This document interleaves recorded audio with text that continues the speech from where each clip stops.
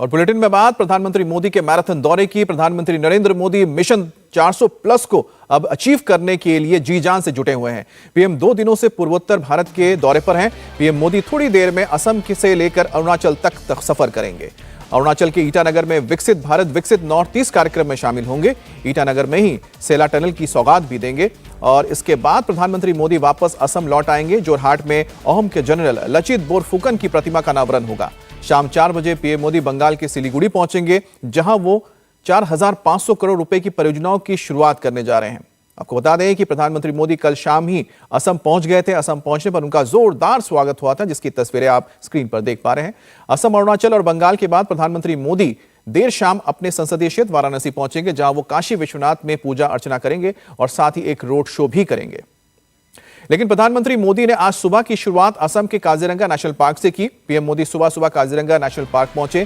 Kaziranga national park में जंगल safari करते हुए प्रधानमंत्री मोदी की तस्वीरें भी सामने आई हैं, जिसमें प्रधानमंत्री नरेंद्र मोदी हाथी की सवारी करते दिख रहे हैं। बताया जा रहा है कि सुबह करीब 5 से 6 बजे के बीच हाथी पर बैठकर जंगल सफारी में प्रधानमंत्री गए। इसके बाद जीप पर नेशनल पार्क के अलग अलग एरियाज को भी देखा। आपको बता दें कि काजीरंगा दुनिया भर में एक सींग वाले गैंडे के लिए मशहूर है। काजीरंगा नेशनल पार्क करीब 430 स्क्वायर किलोमीटर में फैला हुआ है और इसमें अलग अलग प्रजातियों के करीब 1000 जानवर रहते हैं। सरकारी आंकड़ों की माने तो इस पार्क में करीब 2200 से ज्यादा एक सींग वाले गैंडे हैं और 180 से ज्यादा बंगाल टाइगर्स भी यहां पर पाए जाते हैं। पीएम मोदी कल रात में असम पहुंच गए थे, जहां से वो काजीरंगा पहुंचे। पीएम मोदी ने रात काजीरंगा गेस्ट हाउस में ही गुजारी। काजीरंगा को साल 1974 में ही नेशनल पार्क का दर्जा दे दिया गया था और साथ ही इसे खास तौर पे पूरी दुनिया में एक सींग वाले गैंडे के लिए जाना जाता है।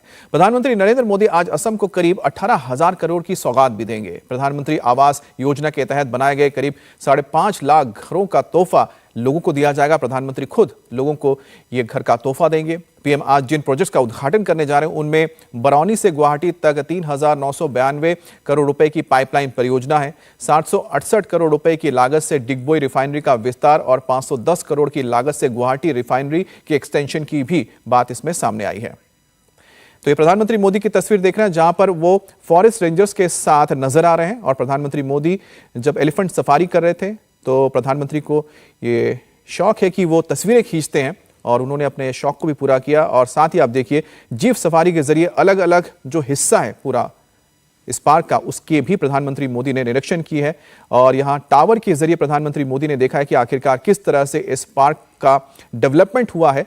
और प्रधानमंत्री मोदी जीप पर भी इस पूरे पार्क के जो अलग अलग डेवलपमेंट काम हुए हैं उसको देखते हुए नजर आ रहे हैं। और ये सबसे बड़ी बात है कि प्रधानमंत्री मोदी की जो तस्वीर आई है, इससे कहीं ना कहीं इस पार्क को और ज्यादा पॉपुलैरिटी मिलेगी। पूरी दुनिया में लोग इसको देखेंगे और जब लोग इसको देखेंगे तो भारत जब भी वो आएंगे तो वो जरूर कोशिश करेंगे कि एक बार काजीरंगा जाएं, क्योंकि काजीरंगा पूरे दुनिया में अपने आप में एक अनूठी जगह है, जहां पर एक सींग वाले गैंडे पाए जाते हैं। दुनिया में और कहीं पर भी ये एक सींग वाले गैंडे नहीं मिलते हैं। और एकमात्र जो गैंडा राइनोसोरस जिसको हम कहते हैं वो मिलता है तो वो सिर्फ और सिर्फ अफ्रीका में मिलता है, लेकिन वो 2 सींगों वाला होता है।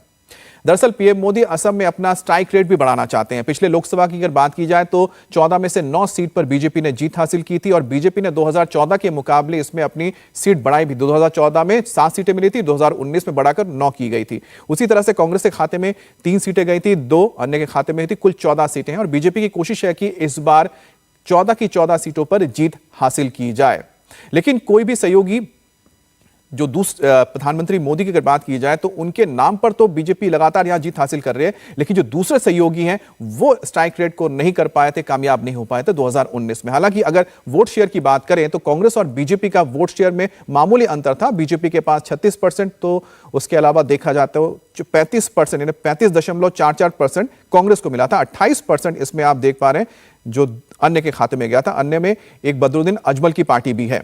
मोदी चाहते हैं कि इस बार बीजेपी यहां पर अपना स्ट्राइक रेट सुधारे और 14 की 14 सीटें जीतें। और यही वजह कि प्रधानमंत्री मोदी लगातार काफी वक्त नॉर्थ ईस्ट में भी दे रहे हैं चुनाव प्रचार के से पहले, शुरुआत होने से पहले। असम के बाद प्रधानमंत्री नरेंद्र मोदी अरुणाचल में भी जाएंगे, जहां पर वो 10,000 करोड़ से ज्यादा के प्रोजेक्ट्स की शुरुआत करेंगे। लेकिन जो सबसे महत्वपूर्ण प्रोजेक्ट है वो है सेला टनल, जिसका नाम सुनते ही ड्रैगन परेशान हो जाता है। पीएम मोदी ने जिसका 4 साल पहले शिलान्यास किया था, आज उसका उद्घाटन होने जा रहा है। सेला टनल एलएसी के बेहद करीब है और यह 13,000 फीट की ऊंचाई पर बनाई गई है। इतनी ऊंचाई पर बनाई गई दुनिया की सबसे लंबी सुरंग है और इस सुरंग की वजह से ईटानगर से तवांग को ऑल वेदर कनेक्टिविटी मिल जाएगी और साथ ही तेजपुर से यानी असम के तेजपुर से यानी मैदानी इलाके से सीधा तवांग जाने के लिए ये रूट 12 महीने खुला रहेगा और इसके जरिए तवांग महज 8 घंटे तक पहुंचा जा सकता है, चाहे ईटानगर से आप जाएं और अगर आप तेजपुर से जाएंगे तो ये समय और कम हो जाएगा। फरवरी 2019 में पीएम मोदी ने ही इस सुरंग की नींव रखी थी और आज 9 मार्च 2024 को इसका उद्घाटन किया जा रहा है। 697 करोड़ की लागत से यह तैयार हुआ है सुरंग और पहली ट्यूब टनल जिसकी लंबाई 980 मीटर है, जबकि दूसरी टनल की लंबाई करीब 1.5 किलोमीटर है। तो ये मल्टीपर्पस ऑल वेदर टनल तैयार किया गया सेला पास और सेला पास के बन जाने से एलएसी पर ट्रूप्स के मूवमेंट को बहुत फायदा होगा।